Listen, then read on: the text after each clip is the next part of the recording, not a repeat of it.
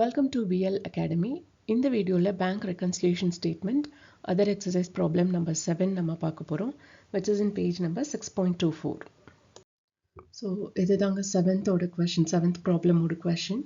And இந்த 7th problemல இருந்து என்னன்னா balance as per passbookல நம்ம calculate பண்ணணும். அதாவது reconciliation statement அதை reconcile பண்ணணும்.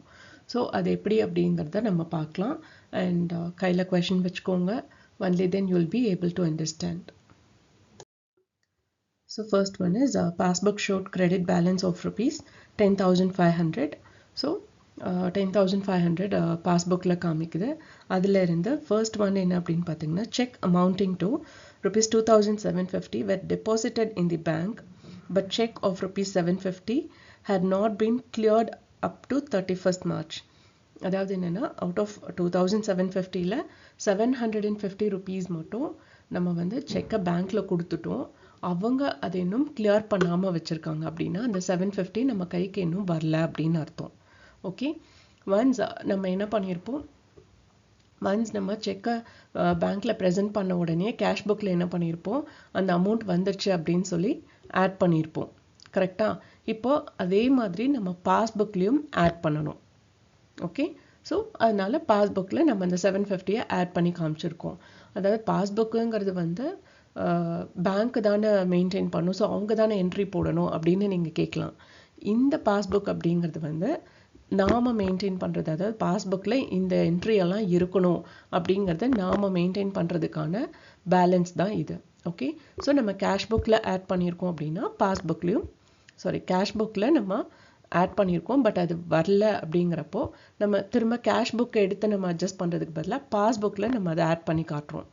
இந்த ப்ராப்ளமில் பாஸ்புக் பேலன்ஸ் தான் கொடுத்துருக்காங்க, அதனால பாஸ்புக்கில் நம்ம ஆட் பண்ணுறோம். ஓகே, அண்ட் நெக்ஸ்ட் வந்து check amounting to rupees 3,500 were issued, but check for rupees 1,200 had been presented for payment in the bank up to 31st March. அதாவது 3,500 rupeesக்கு நம்ம நம்பர் ஆஃப் செக்ஸ், நிறைய செக்ஸை சேர்த்து ஆல்டுகெதர் 3,500 நம்ம வந்து என்ன பண்ணியிருக்கோம், இஷ்யூ பண்ணியிருக்கோம்.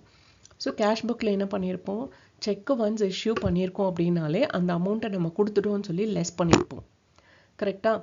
அப்படி லெஸ் பண்ணது அதில் 1,200 rupeesக்கு மட்டும் இன்னும் நம்ம அக்கௌண்ட்லேருந்து அந்த 1,200 போகலை. ஸோ கேஷ் புக்கில் லெஸ் பண்ணியிருக்கோம் அப்படின்னா நம்ம பாஸ்புக்லேயும் லெஸ் பண்ணி காமிக்கணும். அதனால தான் நம்ம இங்கே 1,200 rupees லெஸ் பண்ணியிருக்கோம். ஓகே, அண்ட் அடுத்தது வந்து bank had given debit of rupees 35 for sundry charges. அப்போது பாஸ்புக்கில் அது லெஸ் ஆகி காமிச்சிருக்கோம், அப்போ கேஷ் புக்கில் என்ன பண்ணணும், லெஸ் பண்ணணும். பட் ஆனால் நம்ம கேஷ் புக்கில் அது இன்னும் காமிக்கவே இல்லை. இப்போ கேஷ் புக்கு ஈக்குவலாக இங்கே கொண்டு வரணும்னா நம்ம அதை என்ன பண்ணணும், ஆட் பண்ணணும். நம்ம அக்கௌண்ட்டை விட்டு போயிருக்கோம், பட் அது கேஷ் புக்குக்கு இன்னும் போயிருக்காது. அதனால ரெண்டையும் ஈக்குவலாக காமிக்கிறதுக்காக நம்ம 35 rupees நம்ம கிட்ட தான் இருக்குங்கிற மாதிரி நாம் அங்கே ஆட் பண்ணி காமிச்சிருக்கோம். இதை எப்படி இன்னும் பெட்டராக சொல்லணும் அப்படின்னா, லைக் உங்கள் பர்ஸில் வந்து 1,000 rupees இருக்குது. ஓகே, அதில் வந்து நீங்கள் பஸ்ஸில் ஏறுறீங்க, பஸ் டிக்கெட்டுக்கு ஒரு 15 rupees எடுத்து கொடுத்துட்றீங்க. ஓகே, இப்போ வந்து என்னென்னா நீங்கள் பர்ஸில் 1,000 ரூபாய் இருக்குங்கிற மாதிரி தான் நீங்கள் நோட்டில் எழுதி வச்சுருப்பீங்க. அப்போ திரும்ப என்ன பண்ணணும், நாம் அந்த 15 ரூபாய் போயிடுச்சுங்கிற மாதிரி காமிக்காமல் அதே 1,000 ரூபாயை மெயின்டைன் பண்ணுற மாதிரி நாம் இங்கே காமிக்கணும். அதாவது சமப்படுத்தி காட்டுறதுக்காக செலவே பண்ணியிருந்தாலும் அந்த செலவை கணக்கில் காட்டாமல் நம்ம அதை திரும்ப ஆட் பண்ணுறோம். Okay, 35 rupees. இதே இது கேஷ் புக்காக இருந்தால் என்ன பண்ணியிருப்போம், பாஸ்புக்கில் லெஸ் ஆகிருக்கு, அதனால கேஷ் புக்லேயும் லெஸ் பண்ணுறோங்கிறோம். பட் இங்கே கேஷ் புக்கில் வந்து இந்த சார்ஜஸை காமிக்கவே இல்லை, அதனால பாஸ்புக்லேயும் நம்ம அதை காமிக்காமல் ஆட் பண்ணுறோம். அந்த ஒரு 35 rupees வெளியில் போயிடுச்சு, ஆனால் போகலைங்கிற மாதிரி நம்ம ஆட் பண்ணி காமிக்கிறோம். Okay, and next one is bank has received directly from customer rupees 800 and dividend 130.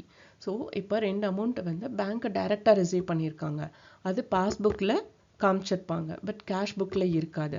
அப்போ கேஷ் புக்கில் இல்லைங்கிறப்போ நம்ம என்ன பண்ணணும், பாஸ்புக்லேயும் அது இல்லை அப்படிங்கிற மாதிரி நம்ம காமிக்கணும். ஓகே, ஸோ அதனால தான் அந்த ரெண்டையுமே வந்து நம்ம லெஸ் பண்ணி காமிச்சிருக்கோம்.